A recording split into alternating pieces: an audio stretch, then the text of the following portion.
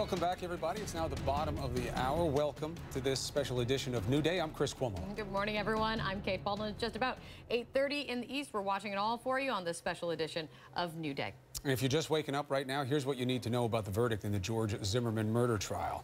A jury of 6 women found Zimmerman was not legally responsible for the death of Trayvon Martin in February of 2012. In the Circuit Court of the 18th Judicial Circuit in and for Seminole County, Florida, State of Florida versus George Zimmerman. Verdict: we, the jury, find George Zimmerman not guilty. Watching last night at about 10 p.m. Eastern, the camera was on Zimmerman almost the entire time once Judge Nelson got into it, and you could barely see the beginning of a smile. When he hears he is a free man, then he just calmly shakes his lawyer's hands and turns to his family. People angry over the jury's decision hit the streets in major cities across the country. Into the streets!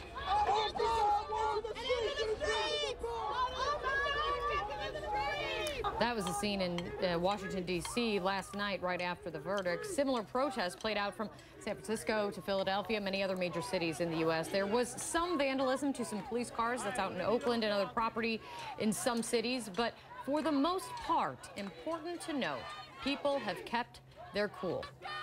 Now, we've heard quite a bit about race. It's been part of the discussion. The question is, was it part of the case? The role of race in the death of Trayvon Martin 17 months ago certainly was at the fore when the story began.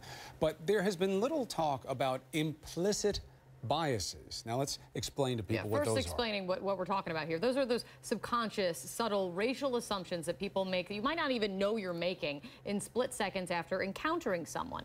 Did George Zimmerman, for example, and Trayvon Martin make implicit biases when they crossed paths? Well, researchers are saying that some 90% of Americans, they make those assumptions. They have those biases. Laura McNeal is leading a new study on implicit bias at Harvard Law School, where she is a senior fellow. She's joining us from Atlanta. It's great to see you. And also, Ali Braswell Jr. is the CEO of the Central Florida Urban League. He's joining us from Orlando, really a community activist, a community leader there who can bring us the perspective from on the ground. It's great to see you both. Thanks for joining us.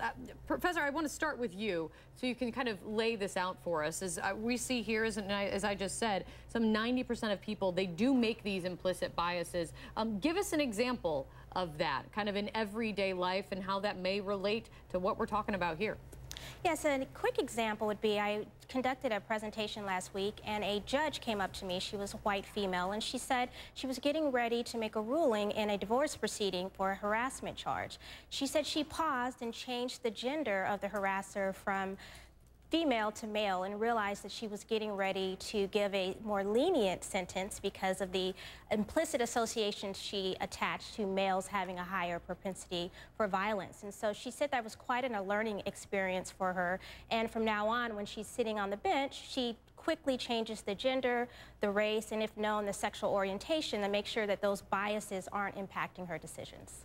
And do people, I mean, when you're talking about this and talk to me more about the study that you're doing, do people even know they're making these assumptions, applying this standard? They have this bias.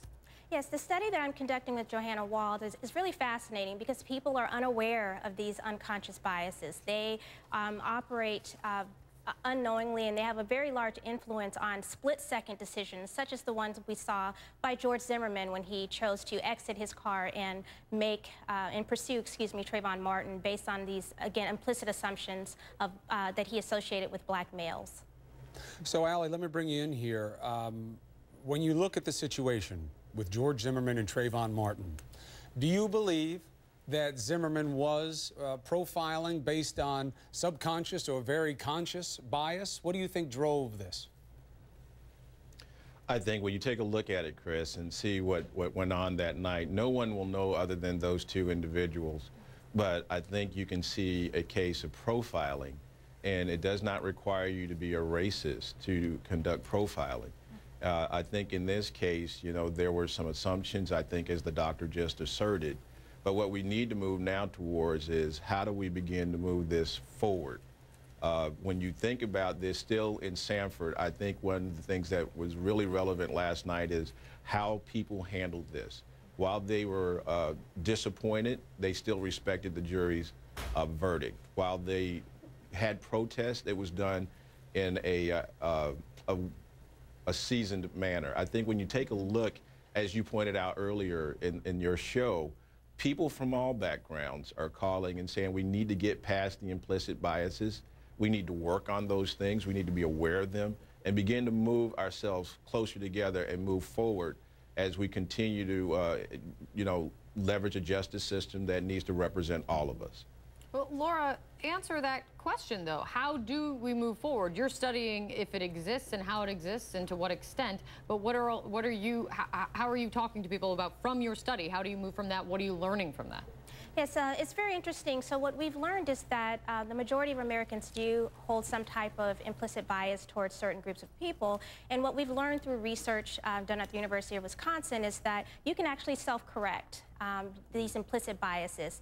One of the strategies, for example, that Patricia Devine developed is called stereotype replacement. And so when you catch yourself making a decision based on one of these implicit assumptions, you simply switch the name of the individual. If the assumption is that black males are unintelligent, you think of Colin Powell or Barack Obama or Thurgood Marshall. So to kind of counteract those stereotypes.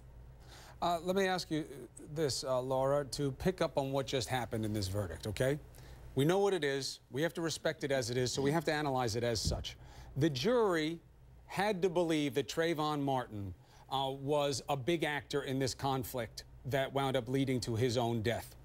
Taking your idea about subconscious bias and the defense theory that Trayvon Martin was using unflattering words about who was following him, what can we possibly see as insight into what may have been going on in his mind that night? And I ask, clearly he's the victim, but because of the outcome of the trial, that wound up becoming something very important to jurors. So what might they have seen there in his actions? Yeah, it appears based on the jury verdict that the jurors must not have realized or been able to really understand the implicit assumptions that Trayvon Martin had, meaning as a young African-American male being pursued by a Hispanic individual, it appears based on some of the court testimony that, he was frightened, and rightfully so. I think for many African-American youth, Trayvon Martin represents the type of racial profiling that they experience on a daily basis. And I think from a juror perspective, it's hard to really understand that unless you've walked in Trayvon's shoes. Please. No, I think that's an excellent point. Dr. Laura McNeal, it's great to see you, and very interesting study that you're conducting. Thank you so much for laying that out for us. And also, Ali Braswell, thank you so much for bringing the perspective from on the ground. And when we have this conversation, it reminds me a little bit of closing arguments, where you have you had the prosecution talking about use your common sense and kind of playing to emotion, and also but then a very different approach from the defense, who said, do not make assumptions, only look at the facts and the evidence before you. And when you kind of look at this implicit bias concept, it's very interesting. We have parallel realities. In the courtroom, we only know what we show. Right. That's what lawyers are taught. Right. You have to prove it. But outside, we have moral responsibility.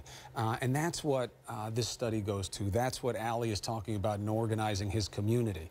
When you go after the kid because you don't like how he looks and what you think he represents and he winds up dead, it's wrong, and we don't want it to happen in our society. Right. Then you go into a courtroom where we're supposed to get validation for what our society's about, and the outcome doesn't come out the way it's expected from that perspective. But in the courtroom, it's not about truth, it is about proof. And I don't mean to rhyme as a pun. This is the way you're taught these things as a lawyer.